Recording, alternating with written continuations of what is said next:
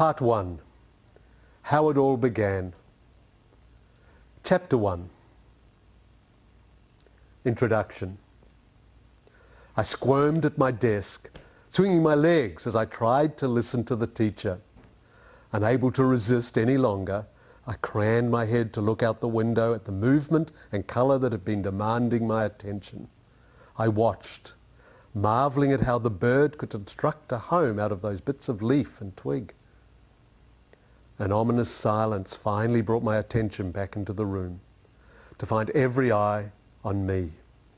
The teacher had just asked a question, and when our eyes met, she turned away with a sigh and a frown and mumbled, "I wish you were more like your sister." I slumped in my seat, discouraged. I really was trying. Understanding of education is shaped by ethnic, family, and national culture. It's shaped by experiences, both good and bad. For most, the experience of education is a mixture of joy and encouragement, and pain and discouragement. Unfortunately for many, like me, their experience is largely negative. Words spoken by frustrated teachers or parents can easily cause students to believe that they can't achieve or meet expectations. Yes, the opening paragraph is my story. Education in my home nation of New Zealand was modelled on the British system. We mostly sat at desks in neat rows and were expected to sit still, be quiet, and listen to the teacher teach. Simple for some, but for me and others like me, a constant source of frustration, boredom, and sometimes even shame. There were a few bright spots. In primary or elementary school, there were more activities and movement. So some areas, like mathematics, I enjoyed and did well in. I remember my joy when in Year 2, my teacher explained about negative numbers. When I finished my assigned problems, this teacher would teach me new mathematical concepts. That initial moment described at the start of the chapter happened every day, even multiple times during the day. I spent a lot more energy on what not to do than actually learning. In high school, it became even more painful. Sitting in a desk, listening to teachers talk about things I had no interest in. It was only as I grew older that I realized I had great interest in various subjects. I simply had not been taught in a way that captured my interest. There was little or no connection between what I was learning and the things that were important to me. There was no opportunity for me to learn in a process that involved creativity, working with others, or hands-on activity. History was taught as a list of dates that had to be remembered. At home, I would read history books, particularly about Russia, that were full of stories that I found exciting and interesting. I never connected this enjoyable activity with my history class. Science was taught as formulas and concepts that had to be remembered, but seemed to have very little connection to life. At home, I was doing experiments with my chemistry set, making radios or other electronic gadgets, playing with electricity, probably illegally, and melting chemicals on copper to create an enamel. I didn't realize that these fascinating activities were topics of science class. English was particularly tedious. It included remembering poems that would take forever to learn and were soon forgotten. Everyone in the family would learn these poems or quotes long before I did, just listening to me trying to memorize them. On the other hand, once a week, my mother would take us to the library to borrow books. I loved reading novels, books on Russian history, and topics that related to the different science projects that I was working on. I didn't realize that what I was doing was part of the goal of English studies in school. English also seemed to include lots of writing, usually about things I didn't know or care about. I would get my essays back with red ink all over them. They were too messy. My sentences were too long and there were lots of spelling mistakes. It was relatively recently that I found out there should only be one subject and object in a sentence. I thought that you should put in as many as possible using connecting words. I'm sure I was taught about objects and subjects, as we seem to spend a lot of time learning grammar.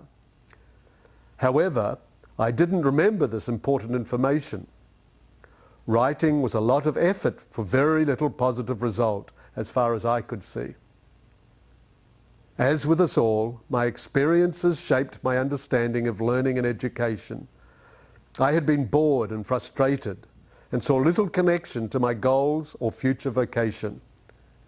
I felt the pain of failing to be successful when I was trying so hard to fulfill expectations. I finished school as soon as I could and went on to study building economics and quantity surveying at Technical College. Lisa's experience was very different from mine. She was one of the good students who could and would sit still, did her homework and did well on exams. Yet, along with most of her classmates, learning had very little value for her. It was a point of pride to remember what they had been taught just long enough to score well on the test and then promptly forget it all. In spite of being one of the successful ones in the current model, she lived under constant stress of worrying whether she would score at the top of the class on the next exam. She remembers from early childhood and on through her years in school that there were lots of late nights and tears, either preparing for an exam or completing an assignment. She reflects, "I worried as much about my grades as if I were failing my class." As successful as she struggled, like I did, to maintain interest in the content and process that seemed both irrelevant and boring. Later in life, the organisation I was working with in Australia began to get their training accredited by the government. To serve that process, I completed a bachelor's degree in adult and vocational education, so I had the knowledge and skills to communicate what we were doing in the language of education. I went on to get a master's degree in social change and development. My goal was to be able to work towards developing new models of education, ones that include learning by doing, connected to meaningful activities and relationships. I longed for models that both identify the God-given passions and abilities of each child and prepare each child to fulfill their God-given design. In my study, I discovered that traditional education systems used to be centered around observing and doing in real life. Those systems have been replaced by the model that was developed in Europe and shared across much of the world through immigration, colonialism, or missions activity. Understanding the story of education can help each culture evaluate and make decisions about its particular experience with education. The power of learning from one another can open up new possibilities for children across the world. Lisa remembers a significant moment in her educational journey. The tent was packed with over 100 Africans gathered for a leadership training course in Nairobi, Kenya. One of the course leaders, a brilliant and highly respected American, gave instruction on how to effectively take notes and study them in order to master the course content. The group listened intently. Alphonse stood quietly in the back of the tent. As he raised his hand to speak, everyone waited to hear what this acknowledged African elder would say. He said only, "Brother, we don't take notes." In that moment, the course leader had a choice to make. Rather than trying to explain why they should do so, he simply asked, "Well, how do you learn? How do you remember content?" Alphonse explained, "Our children have a long way to walk to school. On the way home, they discuss what they've learnt amongst themselves. During the evening meal, parents ask the children to share what they learnt at school, and everyone discusses it. By the time a child goes to bed, they have learnt what was taught during the day. He continued, "It's the same with sermons on Sunday. Everyone walks home together after the sermon, discussing what pastor said and what it means to us. As we eat together, the discussion continues. By the end of the day, everyone has learnt what the pastor said that morning." Lisa reflects, "I was stunned. From that brief glimpse of another culture, I recognised that as a successful American student, I had completely missed the value and purpose of learning. Thinking carefully, discussing with others, exploring the meaning, making application. My African friends showed such a deep respect for what it means to truly learn." She describes what happened next. After a brief pause, Alphonse spoke to his friends. "Brothers, times have changed since the days of our fathers. There is so much information now. We cannot master it simply using the methods that have worked for our culture for generations. We need to also learn new ways, so let us listen carefully to what is being said." Risa reflects, "In that moment, we bridged thousands of years and thousands of miles. The best of traditional learning, through community discussion and application, could be blended with the learning approach of Western educational models that emphasises linear, abstract thinking and individualised competitive learning. That was truly the beginning of my learning journey, exploring the significance not only of what we learn, but how we learn it." These issues will be explored in greater depth throughout this book. Lisa and I are both products of Western education. We have both spent our adult lives living and working with those from many nations.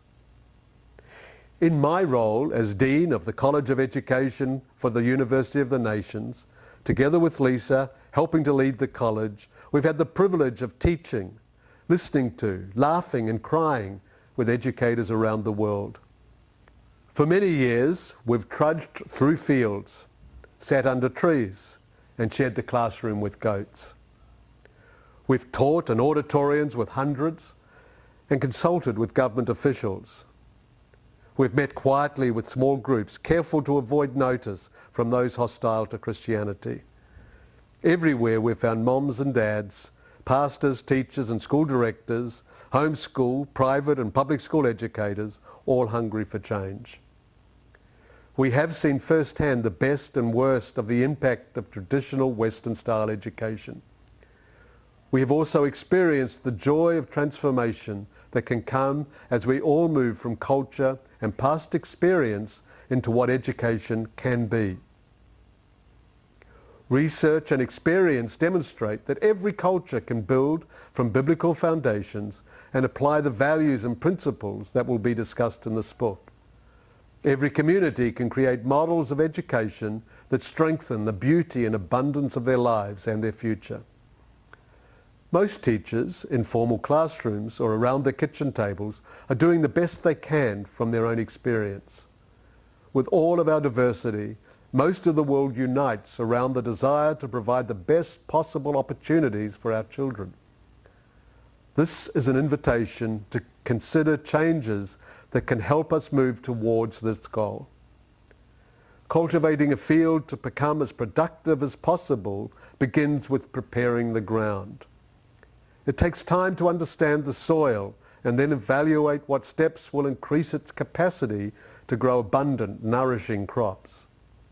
Layers of hardened soil may need to be broken up, rocks removed, nutrients may need to be added. For our children and communities to grow into all they can become, we must begin our exploration of education with a careful look at the soil. From the discussion in section 1, the rest of the book explores the nutrients needed for a rich, healthy soil. values and principles of a biblical approach to education. We finished with a discussion of possibilities for how education can be cultivated to provide richer and more productive learning around the world today.